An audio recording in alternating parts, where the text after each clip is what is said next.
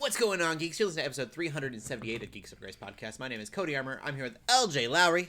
Yo! And Shelley Nollan. Hello. This week, we're geeking out about devs going indie. The Superman. I guess there's not even a the, really, but I'll go with the Superman. Yeah, I was like, wait a minute, is that part of the new title? And shows we didn't even know were coming out. At least not soon, or I don't know. It's confusing. We'll get into it. First, we'll get into games we've been playing. I haven't played anything else besides Power World, so I'll let you guys go in. I think I'm going to download...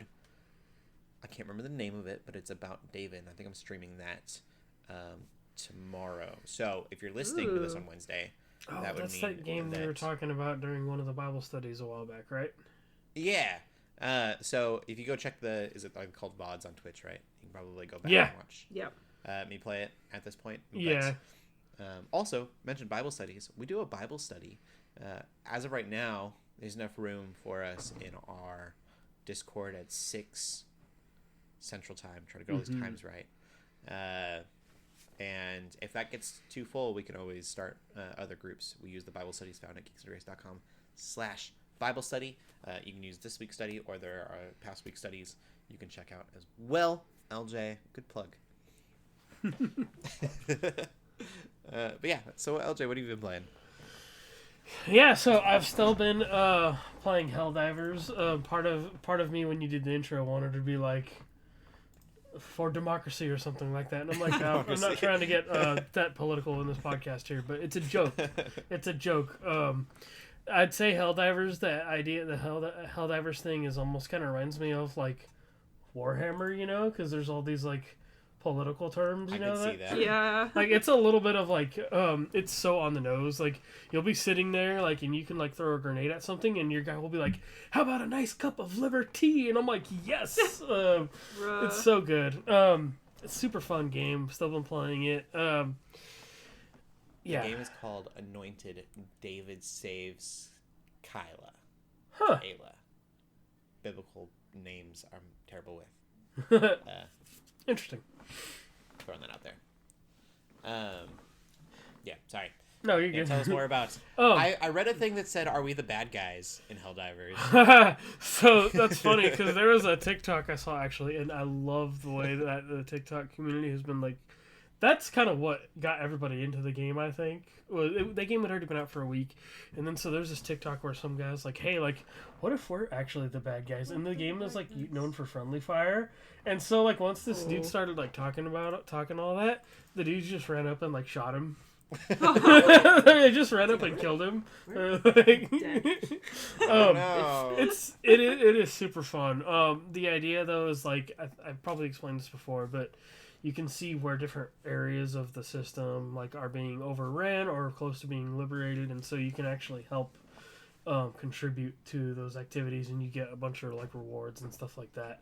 It's super fun, and actually I didn't put this in gaming news because I totally kind of like, I don't know if it's news or not, but so there's like one guy, and his name is Joel, and Joel's basically the DM for thousands of people, and he flips a few switches and decides what happens on some of these worlds, and like probably has a number of meters somewhere he slides up and down, or like, you know, stuff you can actually drop into somebody's game, I guess.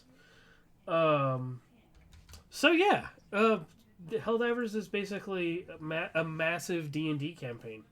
That's just... It turns out. That's so funny. Yeah. Oh my gosh. There have been there is tech like I remember when Left 4 Dead came out and stuff like that. Like there was this like horde like AI thing that like, you know, evolves or does different things like each mission and stuff like that. So I think there's some of that tech too, some of that like AI tech, that like swarm horde AI tech. I guess a good example would be, I was playing with my friends the other night, and at the last minute we hadn't really found any like, you know, we hadn't really faced any big automatons. But the last second, my buddy was literally 20 seconds away, and he barely made it. But there was a giant like tanky thing with a flamethrower that was like trying to kill us on the way out, and like we were like, okay, I'm jumping in, like you better, I'm leaving without you, like we all left. But it's just one of those things like, oh, those enemies didn't show up till towards the end when we were about to extract, so it's really the game that can kind of decide like, oh, how's this mission going, like should we throw this at them, kind of a thing. So it's really fascinating, like the technology behind it.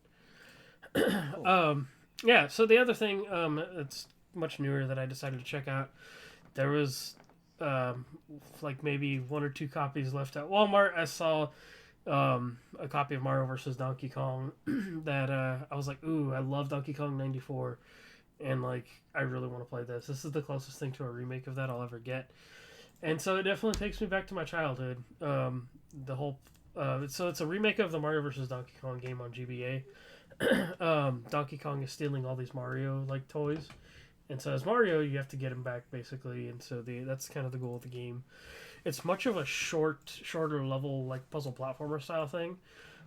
Mario's got his... I'd say he had these abilities even before 64, but you can do the handstand, backflip kind of thing. Like, he's definitely got all his abilities from, like, the 3D era games. Like, I guess. Neat. Yeah. You can, like, grab onto these, like, wires and, like, swing around, like, almost like, back when they were doing, like, that a lot in, like, PS2, GameCube era, like Tomb Raider, Prince of Persia kind of thing. So you can do that. Like there's he's got a lot of cool little moves and stuff he can do, but that game is definitely a hit of nostalgia. I'm enjoying it a lot.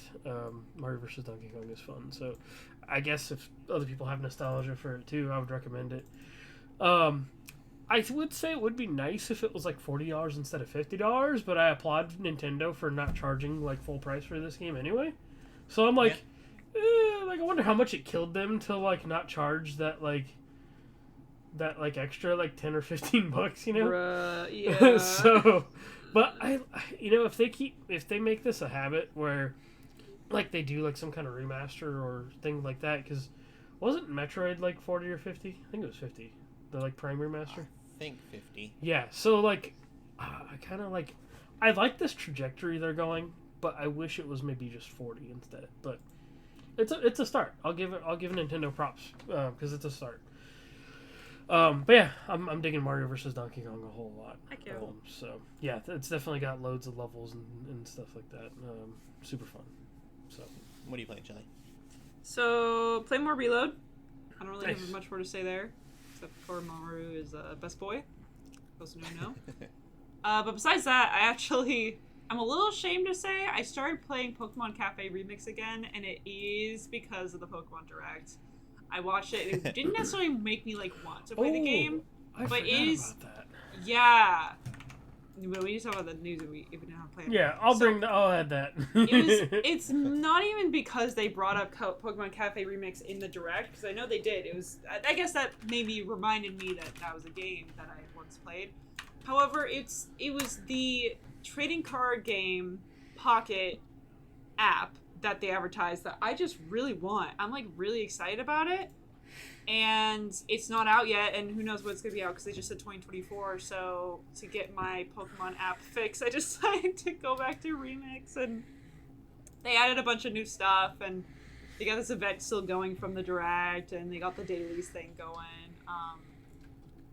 I don't know. It's a fun little relaxing little puzzle game. It's really nothing special, but really don't have much more to say about it. It is actually, they come up, the first thing that you see is this disclaimer, like if you're a minor, make sure that you're asking your parents before buying anything and stuff like that. But man, is it easy to just buy stuff. And again, I know it's not just a problem with this game. It's so many other apps, so many other games, especially aimed towards kids. They make it really easy. I've definitely given Helldivers some money for use of cosmetics.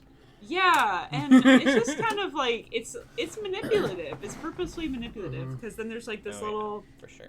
There's like these cards where it's like, oh, if you get enough, it almost makes it look like if you play enough, you'll get this cool Pokemon. Like you'll get Glaceon, you'll get Lapras, you'll get this cool Pokemon. But that's not true. They just show it off if you buy the premium pass. So it's just misleading. And I know they do that on purpose and to make some money, whatever. And like obviously I'm an adult, so I can very easily discern what's trying to take my money and what's not. And I obviously know I don't need to buy anything, but it's just, I don't know. It's depressing how that is, right? And I really hope that the extent of purchases made in this pocket game is just to buy more packs. Maybe to buy packs that might have the chance of having a special one, because that's just how it is in real life, right? And that's fine. But I don't know. That's all I have to say about that. I am excited for Pocket still, but yeah, I'm a little nervous about the pay to win stuff. We'll see. Well, we'll get into the gaming news then. LJ, you mentioned lots of layoffs. Yeah. So real quick, Shelley did remind me, because like I'm not, Pokemon's not in my field. That's not my repertoire. It's not my repertoire. Which seems to be, I don't know. I think my repertoire is just video games in general. Like I don't have one thing, So, the thing I did want to highlight though, at least from the direct, real quick, is the Pokemon Z to A thing, the new game, the new Legends game. Oh, Za, give the Za. So, Pokemon Za. I guess it's supposed to take place in like a single city. Lumiose. It's supposed to be Lumiose. It's Kalos. So it's XY era. Right, Okay. yeah. Crazy. XY, yeah. Oh, XYZA, got it. That was... I thought they had forgotten all about it. I did like, I think Y. It was X or Y. I don't remember, but I did play that one. Yeah, so I just think it's an interesting concept, and I think what still remains to be seen. They had a teaser for it. Which was, I guess they said, 2025. Okay, cool. So that means you don't have to pop one out like Call of Duty and Assassin's Creed every year anymore, because they were doing that for a good while. Yeah, the fact that they're not releasing anything essentially this year is crazy, but I think it's for the best. And that's also might point to coming out on the new Switch. That's what a lot of folks are theorizing. That's like, maybe they're waiting because they wanted to come out on the new Switch, which I am fine with, actually, because again, a launch title would be cool. That'd be crazy. A launch title Pokemon game would be really crazy. That's gonna get people to buy one like real fast. Yes, exactly. Yes, I mean, I don't know that there was anything else on the direct, so that was like worth mentioning, unless you can think of something. But the pocket game. At least I'm excited about it. It's basically what is it? It's there actually already is a trading card game app, but it's, from what I've heard, it's not very good, and I'm not familiar with the trading card game all that much. So are they making like a fully online Pokemon trading card game now? Basically, it's all digital, so it emphasizes the collecting aspect. You get 2 free packs a day is what they said, and you can open up the packs.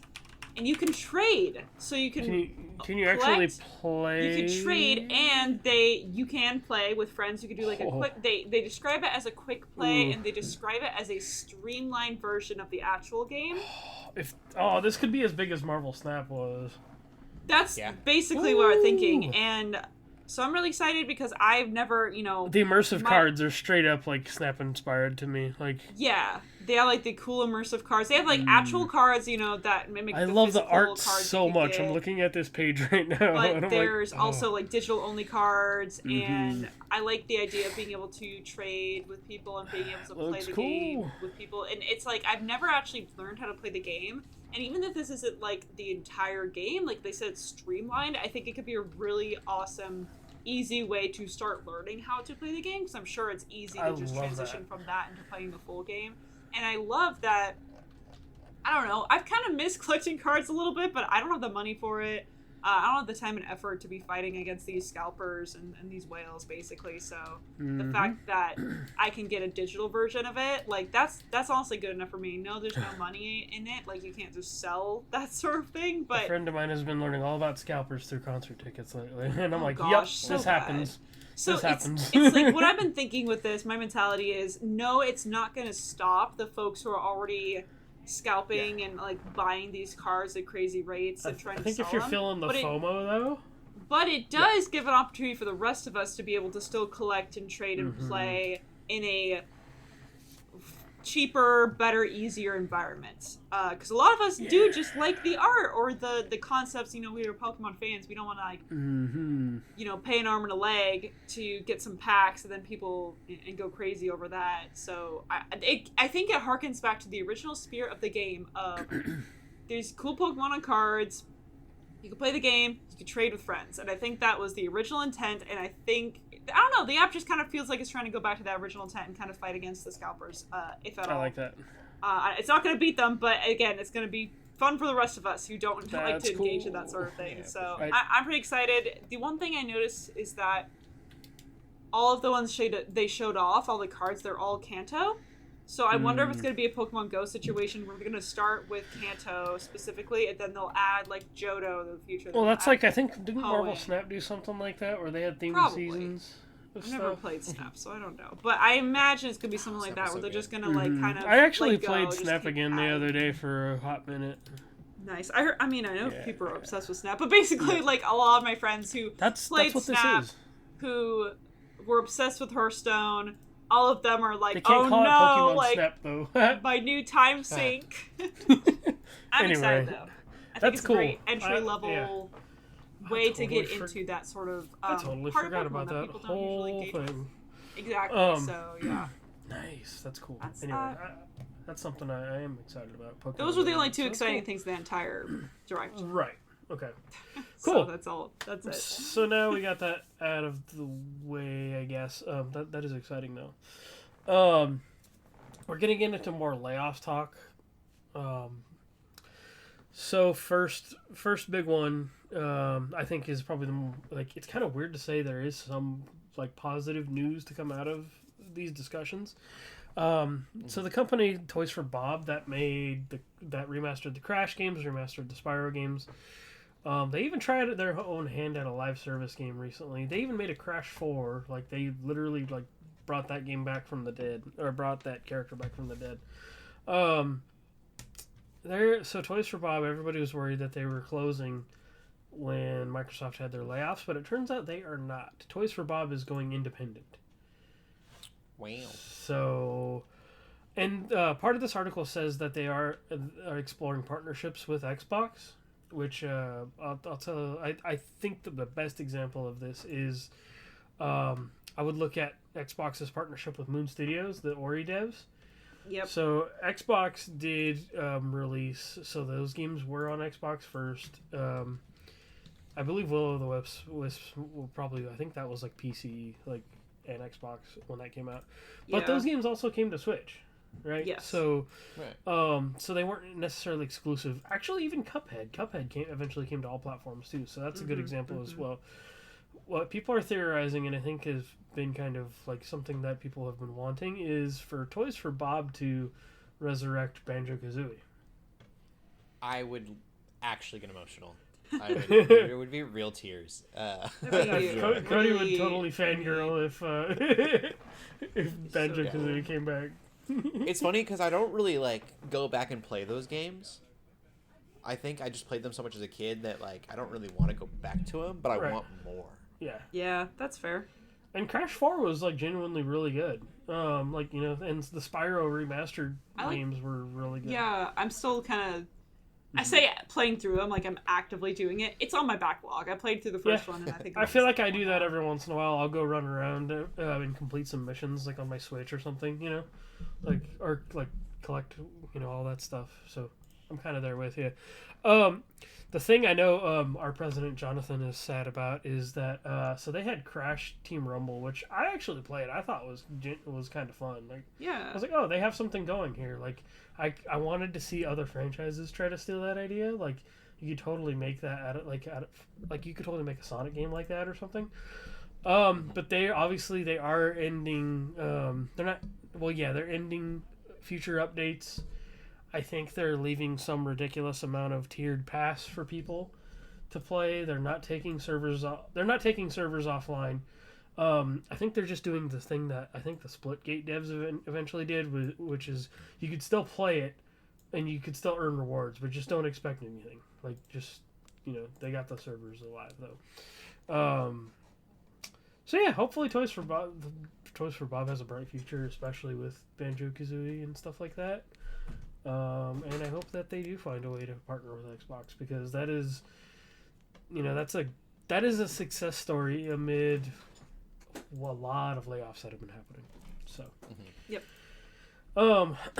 I guess a not so successful story here, in the layoff realm, is that EA has laid off 4% of their employees, and Respawn is kind of one of the companies that felt some of this, and it came out that they had a Star Wars FPS that they were going to work on. They never said what it was. It was in development, but they said they're scrapping that, because they said, "Oh, we're going to focus on what basically what makes us money." Well, of course, that's a big corporation saying that.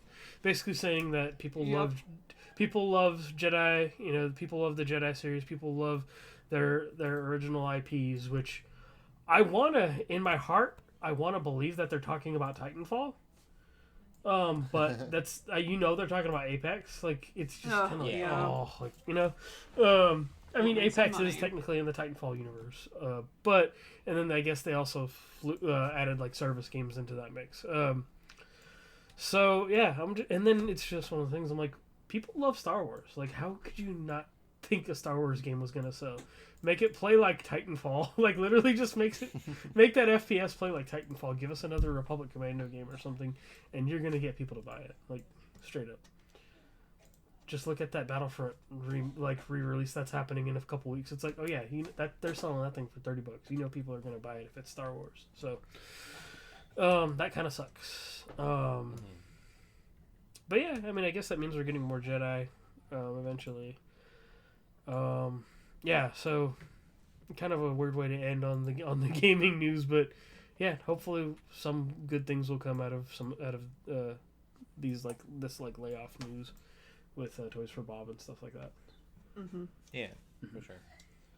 Yeah. From there, we will get into the movie news the movies that we've been watching, which I think I'm the only one that watched a movie. I was gonna say, I don't Probably. think I haven't watched one. Yeah, I watched Dune Part 2. Nice. Dune 2. Technically, it's Dune Part 2. And it's really good, guys. I almost went to see it until I found out it was going to cost me $20 to go to the theater with Uber, and then $20 to get back. Oh, wow. Anyway. It is spicy, pun intended. No. That was good. I really liked the first one. We rewatched it recently, and apparently during quiet movies, I sigh a lot. The first one hooked me. Like, I think I bought the day that came out. I bought it on like 4K, and I watched the entire thing, and it was like, wow. It's really good. So my wife was like, I sighed a lot. My wife was like, are you bored? Do you not like slow movies, quiet movies? Not slow. She wouldn't say it's slow. I'm like, it's a slow movie. Mm-hmm. It's not a bad movie because it's a slow movie, but I think that the first Dune is very slow, intentionally. And you get these really pretty shots out of it, and there's these really quiet moments, and I think it's slow, but I think it's good. My wife disagrees. She says there's so much happening, and you're missing it all with your size. But the second one, I think the pace is picked up a lot more. There's a lot more going on. There's a few times where it kind of feels not rushed, but a little jarring in the way that it skips steps. But this is coming from someone who's never read the books and never watched the original movies or anything like that. I really love this world, and we were talking before the podcast about how much it doesn't tell you everything. Yeah. And I think that's really cool that you have to like kind of figure everything out yourself in a lot of ways. And they kind of just, you still really don't know the world. So for those who don't know, and this might be a spoiler for the series, but I'm not sure. I don't think so. I think it's like straight up in the books. But they live in a world where AI is forbidden. And I don't think that's ever mentioned in the movies. Like, you just watch these movies with like that knowledge that hopefully you comprehend. They just kind of expect you to figure that out somehow. We need to like start living in that world. Like, yeah, let's be like AI. Them. Yes, I agree. Doesn't it end up being? I don't know the ending of that story, but I think it's a tragedy. Yeah, no, it's definitely a tragedy from what I've heard. But anyway, stop manipulating AI is the message of what I was trying to say. So true. I just feel like media literacy war is a term I've heard people talk about, and how a lot of these, especially not really original products, and when I say not original, I just mean like adaptions. Like obviously Dune came from a book series. We have Avatar that came from a show. We have Percy Jackson that came from a book series. Just a lot of things like that are adaptions. It seems like there's two different approaches. There's either the cater to the new audience who probably have never seen the first thing and kind of assume they don't know anything. Just assume they know nothing and explain everything because your audience is too stupid to get it.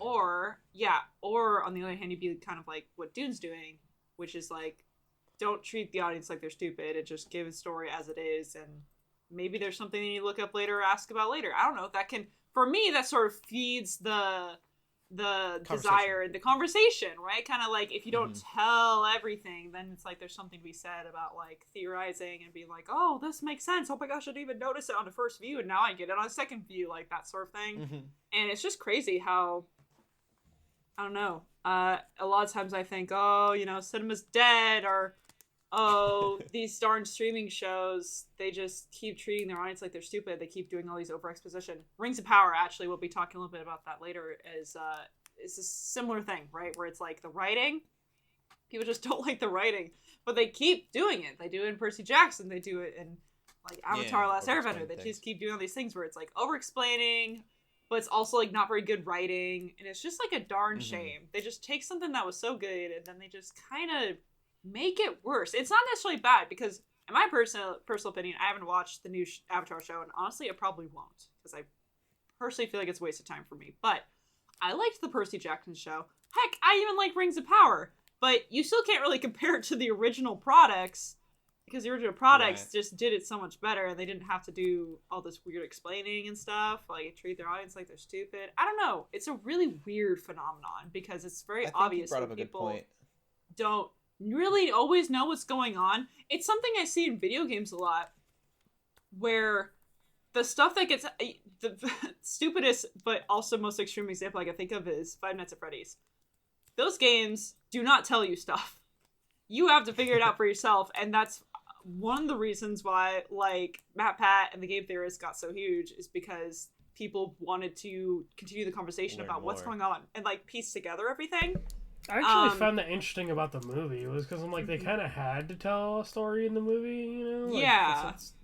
Even though it wasn't like an amazing thing, you know? Like, but I was like, huh. True, but you know what I mean, though? It's like, it's how stupid do you think the audience is, and do you realize that the less you show, a lot of times, the more benefit you get out of it, because then people want to like rewatch it, and like and sometimes if you don't do enough, then obviously then no one knows what the heck's going on, and it's like not interesting. It's kind of like the idea of not seeing like a horror monster movie like until the end. Like you don't get to see the shark until the end of Jaws. You don't get to see the predator until the end of the movie. You know, like things like that. Like it's all about show don't tell. Yeah, that's all it is. It's such a simple premise and such a simple idea, but I think a lot of shows and movies just don't. They don't put the effort into that. They're just like, well, let's just explain it away. Whereas then you have, like, again, movies like Dune and other movies where it's like, well, we don't need to explain everything. Some things are just going to be maybe something that those who consume that original content are going to understand. Or maybe it's just something they're going to have to, like, pick up and learn about. This is how the world works. This is how these people work. And you're just seeing that, right? So, I don't know. Yeah, you brought up a point of, like they treat us like we're stupid, and like they shouldn't treat us like we're dumb. Like we're not dumb. And I would argue that I've met some people who may fit the bill for that. Oh no. For sure. Yeah, I work in customer service, so I definitely okay.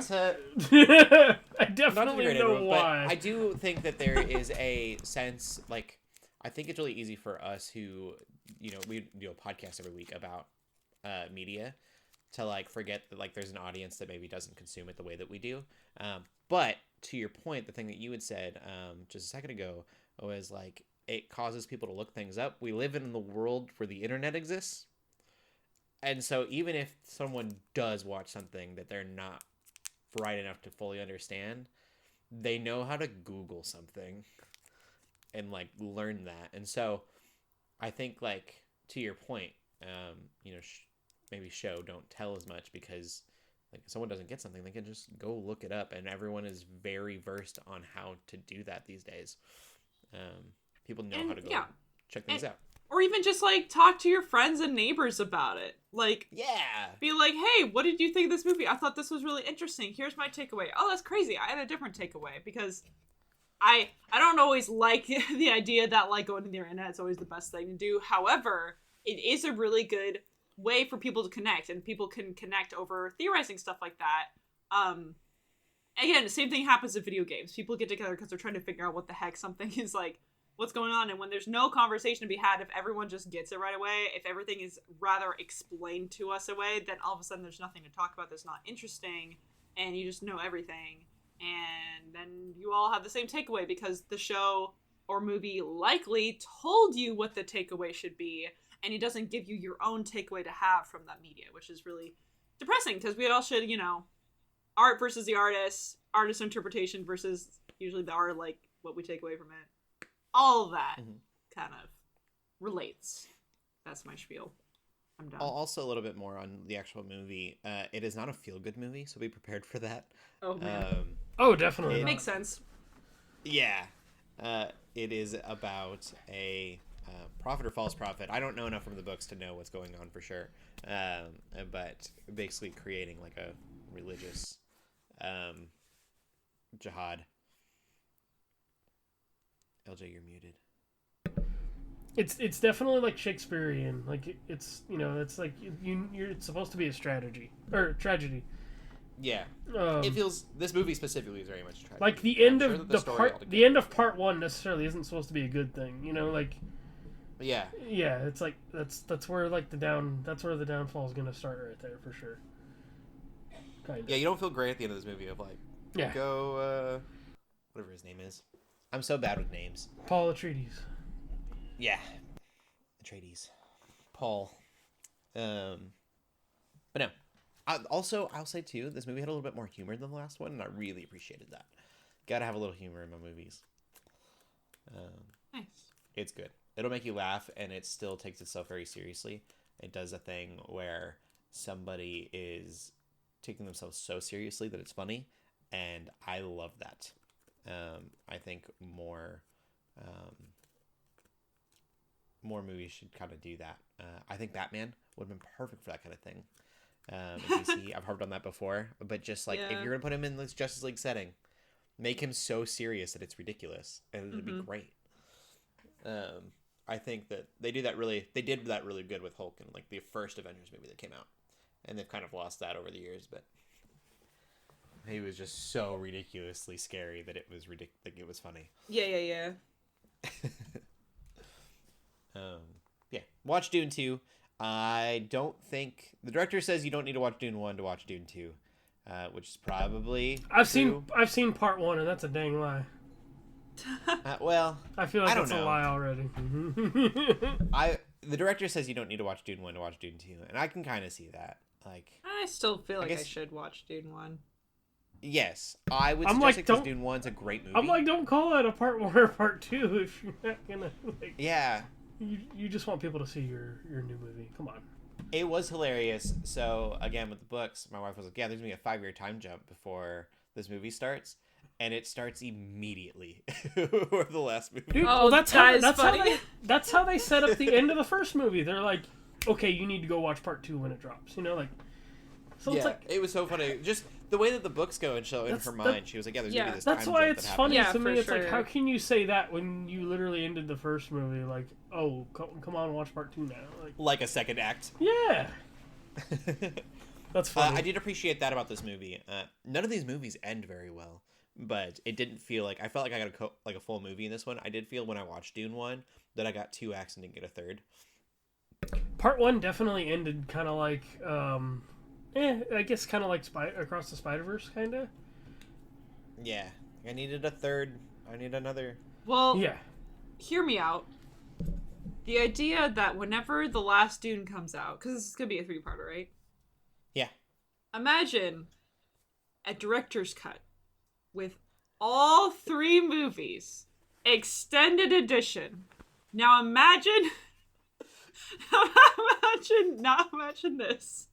It's a worse movie by Zack Snyder. It's Rebel Moon. Go on. There's going to be a Snyder cut of Rebel Moon. I am going into the news. That is my segue.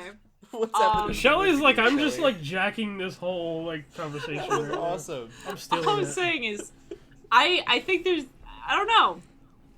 Rebel Moon, Zack Snyder is really passionate about it, right? So he wants to do this like director's cut thing, which of course we know Zack Snyder, he loves his director's cut. And apparently people like his cuts, even though I don't know if that's really true, if people just want it because they have all this faith in him. I don't really get it. However, he's going to be trying to do that with Rebel Moon, with part 1 and 2, together, add a couple hours. It's going to be 6 hours. Kind of long. It almost makes you think you should just have 2 movies that are extended, kind of like Lord of the Rings literally made each half of each movie the length of one movie, and so it makes it way easier to just like get through. Like, does I it would really need to prefer be that, 6 hours? I don't know. But if it is like Justice League Snyder cut, the movie will be so different that you can That's really fair. do that.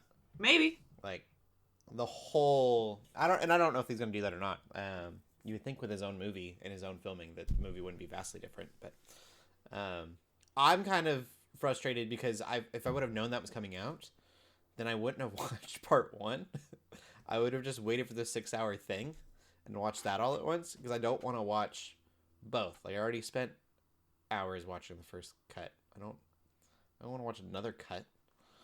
Well, I just think it's hilarious. I don't know why. It's just the audacity of it is incredible. I like to you, me. Snyder, but not that much. Yeah, and obviously I'm someone who likes the extended versions of Lord of the Rings, but it is, in my opinion, much better for someone who has never watched Lord of the Rings to watch the original theatrical cuts the first time around. Extended is really nice for those who are already fans of Lord of the Rings, but I know so many people who their first experience with Lord of the Rings is with the extended editions, and that's just so unnecessary. They throw in all this unnecessary stuff in there that's really like great for fans and all this stuff, but it's really not good for a first-time viewer. And I'm worried that you should never do? Have someone who's never seen The Watchmen watch the director's cut of The Watchmen. That also sounds like an awful idea. I think this is all connected here. I just think so you say, oh, I kind of regret not watching the original, or I kind of regret watching the original knowing this is going to come, but like the fact is probably is going to be so different that it's still probably better to watch the original cuts than to watch the extended. Like, it's probably still in your benefit to have known kind of the stuff already, and then the extra stuff will be like kind of nice. But I just think the audacity of it kind of goes crazy. Not gonna lie, I just feel like he gets away with this for some reason. I don't understand why. I don't think it's deserved, if I'm gonna be so bold. But if they're gonna let him do this, that's fine. I heard the first movie wasn't very good. You said it's better than Star Wars, so. Yeah, it's better than most Star Wars, I'll say.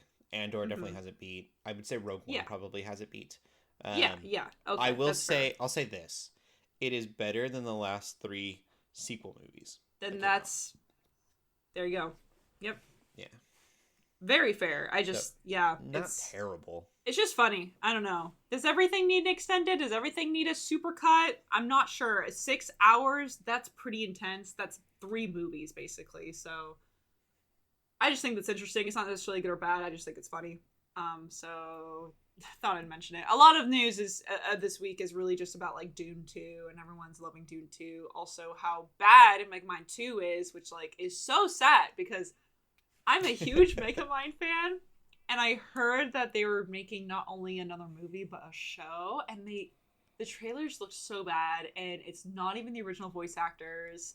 So what's the point? It's worse animation. It's probably not even that funny. I mean, maybe I'm proven wrong, but I looked at the Rotten Tomatoes this week, and that's, to be granted, this was this week, so this might even be different by the time the recording comes out. That list, it was at 9%. 9% for the fans. That is, even for Rotten Tomatoes standards, very low. So, I don't think I'm going to be watching it, which is, again, it's a big old shame, but I guess people are watching Dune 2 instead, which is an objectively better movie in every way, a better sequel. Oh, it's so good. So, It's gorgeous too. The cinematography. Yeah. That's something that I feel like. So that's everyone's all about that with Snyder is his cinematography. You go back to Snyder and like these shots, that's all he does. Yeah, there are I mean, not a lot of. That's what got him known for with 300, was his shots. Yeah. There's not a lot of directors that are doing just like cinematography like in movies, and so then you have Dune, which has got this great story, this great writing, and the cinematography. Yeah, dude, you kind of have to have it all. Again, I always compare things to Lord of the Rings. Lord of the Rings has it all. Has a good writing, has a great cinematography, has everything you could ever want. So if Dune has that, heck yeah. Megamind does not. And I don't know, maybe Rebel Moon has one of those things, and maybe that's good enough for a lot of people, and that's great. That's awesome. Besides that, I'm gonna take a little bit of a hard turn into Superman stuff. So Snyder Superman. I almost said Zack Snyder. I almost did. It's James Gunn. Snyder's the reason people hate Superman now, I think. Isn't that depressing? So, yeah. So James Gunn, he has done some announcements for the new Superman movie. This entire time we've been referring to it as Superman Legacy. That was the initial working title. Now it's just Superman, but in all caps. So you kind of have to say it like that. You say Superman. You kind of have to raise your voice because that's how it's spelled. And there's, I think, a new official logo. And this was just all for Superman's official canon birthday. It was kind of one of those things where they're like, oh, happy birthday. Also, here's some stuff. So, I guess that's exciting. I don't know. It's hard for me to care. I do like Superman. Yeah. I do. Like, I'm not like a Superman hater or anything, or at least not since that show. That show has done so much for my perception of Superman. I think the thing that this movie will do is it'll kind of get people back to like, oh, here's what does make Superman interesting. Yeah. They are doing his logo is based on the logo from Kingdom Come, which is like a really big DC storyline. Also, so that has old Superman. That has young Superman. Yes, so it has major implications there, which is exciting. But I'm excited. Like, just the more I've gotten away from the Zack Snyder version of Superman, I'm like, oh, we've really been missing out on a lot. Especially, like, My Adventures with Superman. That's kind of the thing that did it for me, too. Totally. Also, Superman and Lois, that show, like, there's just so much more. I'm like, everybody go watch these other things or go read this other stuff because, like, this is where it's at. And so, like, I'm kind of excited. Like, that hopefully... I think it's just fundamental. Like, yeah. If it fails, then DC officially dies. Yes. No kidding. Go. If it succeeds, then it's rebooting a whole another like era of DC movies and this fresh thing. Yeah. But if it doesn't do well, this is like before we saw it coming, and unfortunately, it is already different because we're kind of seeing this coming. It seems like the Iron Man of this new DC universe. Yes. And so if it flops, sure. you do not have a good foundation for what the future. Yeah. And if it does well, then you have a good foundation. It just seems very like the way Iron Man was foundational to the MCU.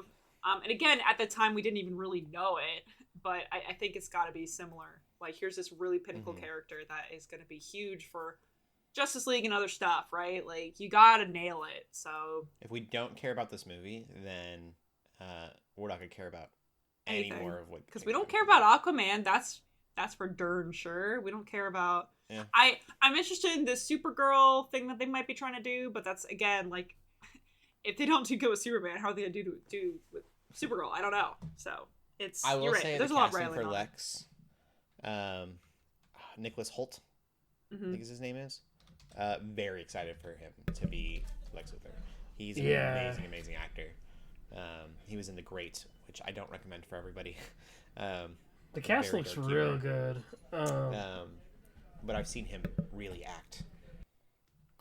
Yeah, he's good. And the girl that plays Lois, I think she literally won some awards, or at least was nominated for Miss Maisel. So like I know she's got some chops too. So like it is exciting. Like there is stuff to look forward to. But I'm afraid that WB is gonna try and stick their hand in the cookie jar. because I feel like this has happened. Like, I see when that happens, like, in their video games especially, and I'm just like, I know we've seen it in their movies too, so I'm just hoping that is done. I saw a comment on social media somewhere that said Warner Bros doesn't like making money, and I was like, that is so accurate. They think they do, but then they really... Yeah. It's weird. It's really I don't weird. understand some of the choices they make. I don't get it, but anyway, hopefully that's good, right? We always hope it's good, but we don't always expect it. But that's our movie news. We will get into TV then. Delicious in Dungeon. It's rated MA for nudity. I haven't seen any yet. I'm like 7 episodes in. That's a dub for me personally. I need to keep updating me.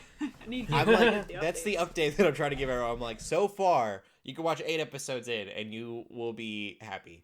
I don't know. I want shows that are good that don't have a bunch of nudity in them. It drives me nuts that they just throw that in everywhere. I think I don't know. In the United States, it's just such a pandemic, but totally.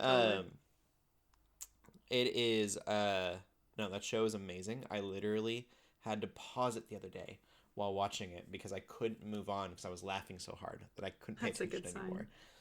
And I don't know if I've ever done that. And like pause, like hold on, I need to stop and listen. So good what just happened.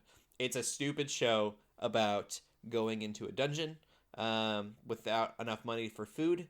So they are eating the monsters they find in the dungeon. And all of the monsters will make you want to eat like real food. You'll be hungry instantly because it's anime. And for whatever reason, anime can make food look so good. They do draw their food pretty dang good, even if it is monsters. Like, it does look good. Yeah. I won't give anything away. It's a good show. I highly recommend it. I will say the closest I got to nudity, if you're like, having little kids watch this, is there is a siren, and the siren is like covered by her hair, and that's it. So I think for like teenagers and stuff, you're probably safe to watch this so far. But I could be wrong. It is rated MA, so be careful. There'll just be something crazy coming up. Maybe just a total. I will be so sad. And that's such an anime thing to do. Like, most United States shows will just have it everywhere all the time, and it's annoying. The anime will definitely be, like, completely okay to watch for, like, 10 episodes, and then so true. Completely flip itself on its head. I think of... It didn't have to do with nudity, but spoilers for Fate. Oh, yeah. Is, like, this really fun anime. For like the first half of the season, and then mid-season it goes off the rails. Everything goes wrong. Yeah. It really goes off the rails. Yeah, I remember that. Really even Fate anime. Zero, I remember Fate Zero already starts pretty mature, so you kind of set the tone and you're like, okay. But I remember Fate Stay Night was like, yeah, it's like, oh, this is kind of fun, and then it gets like really gnarly and you're like, oh, was not expecting that. I was like very surprised watching that. I was like, I don't know if I like this. Yeah, it shocks you, but it waits a good 12, 14 episodes to shock you. Yeah, it's not cool. So that said, Delicious Dungeon so far safe. Nice, that's good. I'm very interested. I just haven't watched it yet. So. Yeah, definitely a Shelley anime. Yeah, I think that you will love it. Yeah, I'm excited. I think it's on my list. Did you watch anything else? That was it for me. Okay. What have you watched? I was going to talk about more Shelley anime. So, my husband and I really we love Fire Emblem, okay? And so we like Fire Emblem anime, which obviously there's no Fire Emblem anime. Technically, I think there is one from like the 90s or something, but I'm not counting that, okay? That was like a one-off. When I talk about Fire Emblem anime, I think like the sort of more higher fantasy, even if it's like not super high magic, sometimes it's really low magic, but it's like there's kingdom, it's all fictional, and there's like cool mythological, like there's lore, and there's like a kingdom, and there's like nobles, and there's fighting, and there's war. So we really like the heroic legend of Arslan, which is, the anime is never continuing ever. which is so sad, but the manga is continuing, so I read the manga. So now I find myself in a similar situation where I'm watching this anime called Yona of the Dawn, which I had never heard of. We were just scrolling through Netflix, Crunchyroll, and we're like, this looks pretty interesting.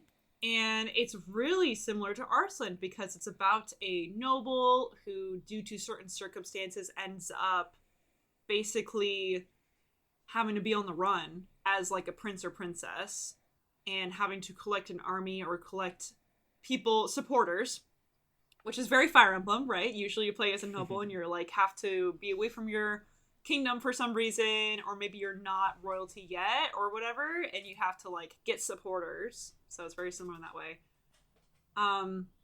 But similar to Arslan, it is an ongoing manga, but this anime came out 10 years ago now, as far as I'm aware, so I don't think there's ever going to be a season 2, which is a real bummer.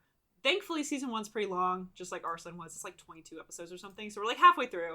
And I really like it so far. It is, yeah, really similar to Arslan, except, this is going to sound really dumb, but there's a lot of hot dudes. And I know that sounds stupid, but the whole thing is like, Arslan, there's really no romance at all. That's like not really a thing. That's totally fine. It's totally good even.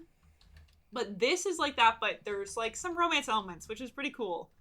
The main characters, they have this really fun dynamic that I like a lot where she's like oblivious, very much sees him as like a brother figure kind of thing, but it's like, you know, very deeply cares about him.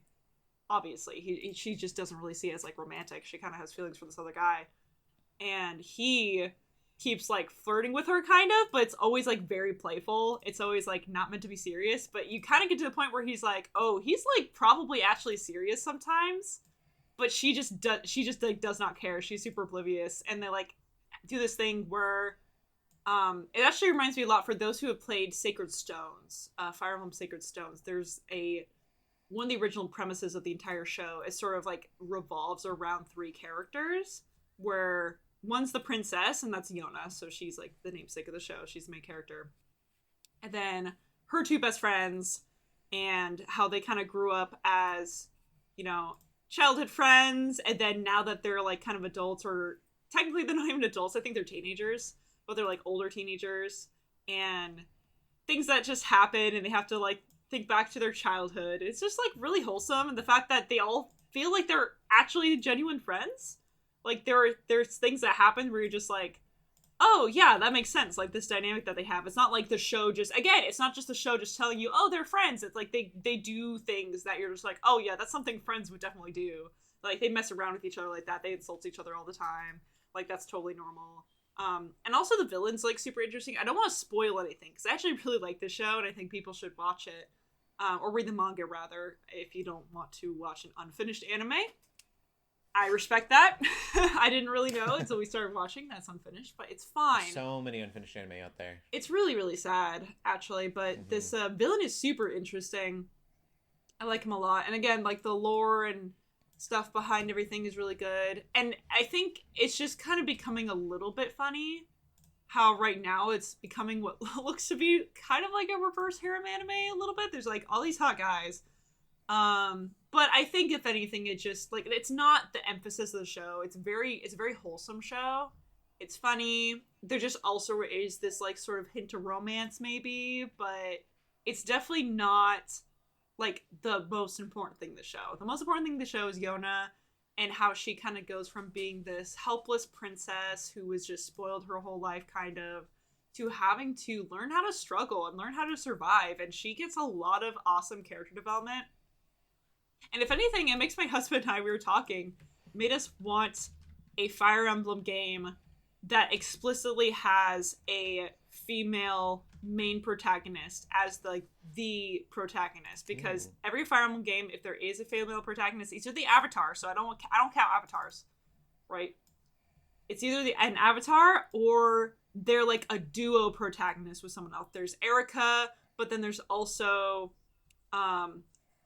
wow, I forgot his name, Sacred Stones. Everyone's gonna be really disappointed in me. Her brother, right? So they're like the 2 main characters, and then you have Celica, but then you have Alm. So they're kind of not really the main characters. So it would be really cool if there was just like a regular female protagonist as like the main protagonist of Fire Emblem. I don't know if it's ever going to happen, but it made me want that because that's kind of what this feels like, which is really neat. So I don't know. I like it. I talked a lot about it, but I just know that whenever we're done, I'm just going to read the manga. And unlike Arslan, which has like 18 or 19, I think 20 volumes soon, this one has like 40. So there's a lot more content here for me, which I guess is a good thing. Anyway, Yona of the Dawn. It's pretty neat. Cool. It sounds fun. Yeah. Nice. LJ, what have you been watching? Yeah, so I've gotten back into anime a little bit myself. I added Crunchyroll as yeah. I know. Look at us, weebs. So you can get Crunchyroll as a Prime add-on now, and so I was like, oh, well, I can actually use. I was like, I kind of would rather use the Prime app rather than Crunchyroll's app, to be honest. And so I was like, you know what? Instead of just having this random bill that I'm like, oh, I forgot about that, I'm just gonna roll it all into one, and it's always gonna be there, you know, when I want to watch some anime. Yeah. So I was checking out Solo Leveling, which is I've heard it's good. Yeah, so like I've heard a lot about the manga over the years, and I was like, oh, let me check this out. I think it's like it just started. I think they're only like 6 episodes in. It's kind of interesting. It's almost like, again, where it's like that video game style concept, but it's not like a video game. There are these gates that have opened into these like dungeons and like these with these monsters and stuff. And the whole idea is everybody becomes hunters, and you kill things and are able to use that resource to like buy better weapons and stuff like that. Straight up like video game style thing. But they're also in the modern world, and hunters are like different ranks, and they're like, ooh, S ranks, whatever, right? Those are the real like awesome ones, you know, stuff like that. Those are the real popular ones. You know, almost kind of like a One Punch Man kind of like, you know, hero rank or something. Yeah. But it's pretty cool. I haven't watched a ton of it yet. I just know it stars, like, the main guy is this, again, super weak, like, guy who's, like, barely hanging on. So for whatever reason, the dude has not, like, died, but everybody else around him has, kind of a thing. In the past. So it's definitely bloody, definitely, like, kind of dark in that way. But yeah, I'm learning about it, and it's kind of interesting, like, there's these governments and corporations that are like, oh, well, we can use these resources for like clean energy and stuff like that. So there's like a little like political aspect to it too. I'm like, okay, that's kind of interesting.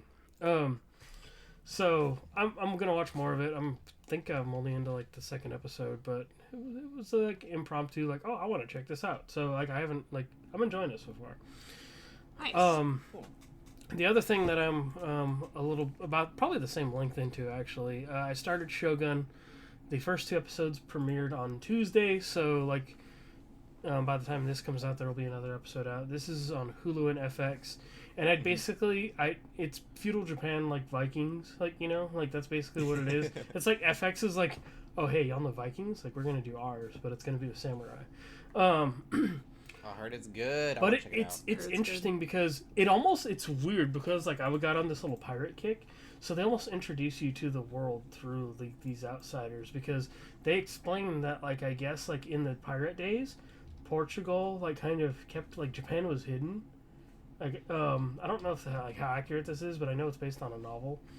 But, like, Japan was kind of hidden from all this stuff, and so they were still, like, I guess that's when feudal Japan was, like, taking place, was, like, but I don't know for sure, you know? Okay. So I'm like, I'm gonna have to check the historical accuracy on that.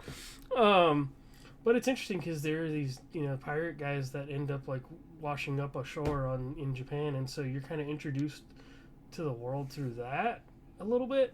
But clearly, this is a separate plot line from the things that are actually happening in like feudal Osaka, and so I find it interesting that the reason, I guess I'm making a bigger comparison to Vikings now too, because like faith and Catholicism and like a form of Christianity was like a big part of Vikings.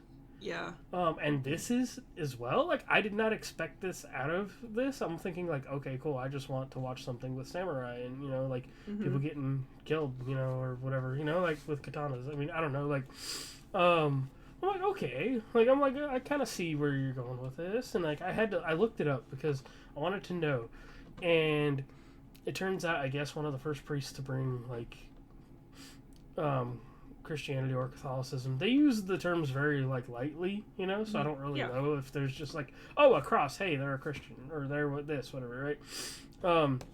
But the first priest, I think, came into to Japan in the 1500s. And so you find out, like, oh, there is kind of a faith presence in Japan at this time. It's kind of weird, kind of strange. So I'm kind of... You should watch. It's a long movie, but is it Persecution? Silence? Silence. I think it's Silence. Okay. I was literally just thinking Silence. Yeah. Is that kind of like... It's It's Andrew about- Garfield. It's about Catholic priests coming to be missionaries in, I believe, feudal Japan. Oh! and it's He got on a real, like, faith kind of, like, kick Yeah. for a while, huh? Because he Hacksaw Ridge, and then, like, he did something else that was, like, oriented in that way, too. Like, that's kind of cool. Anyway. It's a really good movie, but, but man, it's rated M. Rated Yeah, M? definitely Radar. rated R. It's Yeah. very radar. It's really good, Yeah. but it's it's depressing. It's hard to watch. Yeah, It's very sad. great, but it's hard to watch for sure. Yeah. So yeah, like I'm interested to see what they do with that. And I'm like, okay, I had no idea like that was even going to be a factor in this. Yeah. But I'm also like, you definitely see that there are still these these traditions that like people seem to be like struggling with. That like these these traditions that have been in Japan for so much time. Yeah. And it's like, oh well, they have to be done because that's the way life is. So it's like, I want to know like what faith has a part to play. Like how impactful is that going to be to like what goes on in this story? Because it's like, I just find it interesting. Here we go with Hollywood again, pointing back to what we call like the greatest story ever told, and using that as like hopefully a huge part in what happens. So Yeah, I'm totally. just curious to see how, like, to what extent they go with it. So, yeah. I'm definitely going to watch more. It is really good so far. Heck Cool. yeah. Yeah, I'm excited to watch it. I haven't gotten a chance to yet, but I Yeah. plan to soon. For sure. Yeah. We'll get through the TV news really quick here. First one being, this could have been movie news. I don't think so, but I'm not sure. Matthew Lillard is returning to a Scooby-Doo project of some kind. Yes, sir. I don't think it'll be a live-action thing, but who knows? We were talking about it, and it's so likely that they just make It's a multiversal thing? Scooby-Doo thing. They're going to make a multiverse Scooby animated movie that's going to go straight to, like, on demand or streaming or something. And Maybe. then they're going to have him do, like, another voice of Shaggy, probably. Or they'll Doesn't he do... voice Shaggy in, like, other cartoons and stuff anymore? He actually did. He took on the role, I think, after the movie when they did, like, What's New Scooby-Doo, I think. He took on the role for a good while. They could do the spy... I guess is this technically spoilers now? They could do the, like, Donald Glover thing. Like, oh, yeah. oh, Man. Just a Space Jam. With Scooby-Doo. Oh. I mean, there's a lot of different no. variations of Scooby-Doo now, so... Yeah, there Yeah, is. there's so many. They could do like a Into the Scooby-Verse. pretty crazy. And they're all very different. I'd Into watch the that. I Scooby-Verse. think Scooby-Doo is I would silly watch enough, and there are legitimately enough variations at this point that would be really entertaining to see something like that. I don't like the universe thing in most of the time, but I think similar to Spider-Man, at this point there's enough variations that and it's so silly that I think it would work. I've I got really the do pitch. think it would. They're going to start the movie out with the original Scooby Gang, like 1970s. Yeah. 70s. Uh-huh. They could do a TMNT kind of thing. Like, And they go and they are trying to find the monster, and they find out that the monster is another mystery gang. Oh my gosh. they need to do it. They need to do the TMNT thing where they get... And they're like, wait, why are you the monsters? And they're like, Yeah, "Because we have to, that would totally work. We're trying to catch another monster, and So it's we just have a to- whole... Dude, it could totally Yeah. work. I think I can imagine the like original cartoon Scrappy-Doo interacting with like the evil, messed up live action From the Scrappy-Doo, and them movie. just talking. And like the original Scrappy-Doo is like annoying, and then even the new Scrappy-Doo is like, man, like I wouldn't have liked myself either. Like He was mouth. Yeah, Why no wonder no one Scooby-Doo liked was me. mouthy. Oh man, it could be really good. then, That'd be like, the fun. kid and then one- they all have to gang together when to they're find like the when they're official mystery. kids, when they're like little, And then when they're Yes, Pup Named Scooby-Doo. Totally. One of my Oh favorites. yes, I like love that one a Pup Named Scooby-Doo. Yeah. Pup Named Scooby-Doo is so good. That could be a good show or movie. I could watch that. Yep. I'm down. I'm interested. Sign me They up. all have to band together. They're like, we need more Velmas. And then they find the Velma from Imagine the a Velma room show, full and they of go, "Never Velmas. mind, you Oh can my stay." Never mind. gosh. We A have room enough full of Velmas, Velmas would actually. be nuts. Yeah. They all drop their glasses, and all of them are like trying to find the glasses. They end up putting on each That other's has to be a glasses. bit. The That has to bit be a writes bit. itself. Oh It my writes gosh. itself. Yes. I still quote, it's a Johnny Bravo Scooby-Doo crossover. It was a commercial, right? No, it was in a show. It was I'm an pretty sure. episode. You're right. I think it's an it was. episode, and they both drop their glasses, Velma and Johnny Bravo. Yeah. And so Velma goes, I can't see without my glasses. And Johnny goes, oh no, my glasses. I can't be seen without my glasses. Yeah. I love And that. so anytime I can't find my glasses, I go, oh no, my glasses. I can't be seen without my glasses. So true. That's great. Oh. So we'll see what it is. We just know that he's going to be a part of whatever project it is. Hmm. Could be a show, could be a movie, who knows. And then we have House of the Dragon Season 2 is confirmed for a June release. And I had to like double take that. That is June this year. So in like 3 months? Feels pretty soon. Yeah. I haven't seen any trailers. I don't think there are any trailers. So for it to be releasing, so The almost Dragon's makes house me is nervous. going to be a beach house. Yeah. Usually when there aren't any ads for something that's coming out and they just kind of like release it out of the table, it makes me think it's probably not good. So, a little nervous for the show. What are they doing to my Game of Thrones? Maybe they'll do like they did the final season and just completely burn it to the ground for no reason. Maybe everybody heard what they were going to like title that other spinoff, and they're like, ooh. Yeah. Yeah. I don't know anymore. Gosh. Duncan what? Not to get back on that bit Dunkin' again, Egg. but yeah. Yeah. But to get back Dunkin' on. Egg. And then another thing that I didn't realize, so Amazon has begun work on Rings of Power Season 3. Season 2 has not released yet. That's when I saw that in the news, like when I was doing my own stuff, I scrolled down and I'm like, wait, we didn't get Season 2. Yeah, What's Season going on 2 here? of Rings of Power comes out sometime. Sometime This year? Season Maybe 2, I'm not. looking it up right now. But, yeah, I guess they're doubling down. They have a lot of faith in Season 2. Hopefully they'll right some of their mistakes, 'cause there were some mistakes. It's going to air 2023, according to... Huh? Or, That's no, last 2020, 2024. Okay. I was gonna say what? No, 2023 writer strike. Oh, 12 hours ago, Rings of Power gets exciting release update. Prime Video show set for 2024. Okay, so it's happening, I guess. I don't know. Season 1 was okay, but it had... All of these streaming shows seem to have tonal issues. No kidding. And I definitely... Avatar suffered that. definitely does, by the way. Like, I got further into that show, and I'm like, yeah, it definitely does. It doesn't know what it wants to be. Mm-hmm. It could have been a rated MA Kyoshi and known its tone. But That was last week. Know your place as a Kiyoshi Yeah. M-rated show. R-rated show, whatever. it's too late. Anyways. And then, yeah, that's the news that Amazon Prime is working on a Season 3 before Season 2 is out, which is gutsy. Bold move. And we'll end the podcast there. I'm making sure you guys geeking out about anything else this week. Nope. We're good. All right. Cool. Shelley, where can they find you at? You can find me on Twitter at TheShellshock24. And LJ. You can find me on Twitter and Instagram under LJ the Paladin. And you can find me on Instagram at Cody Armour. Keep gaming. Keep praying. And God bless. Bye-bye. Peace. Bye.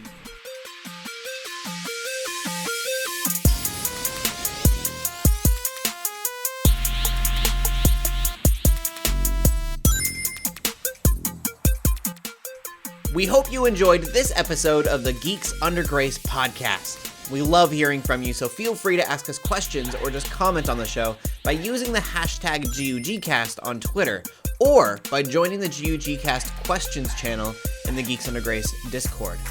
If you like this episode, consider leaving a review or rating of our show on your favorite podcast app. If you want even more Geeks Under Grace, you can always go to geeksundergrace.com. We love you all so much, so thank you for listening.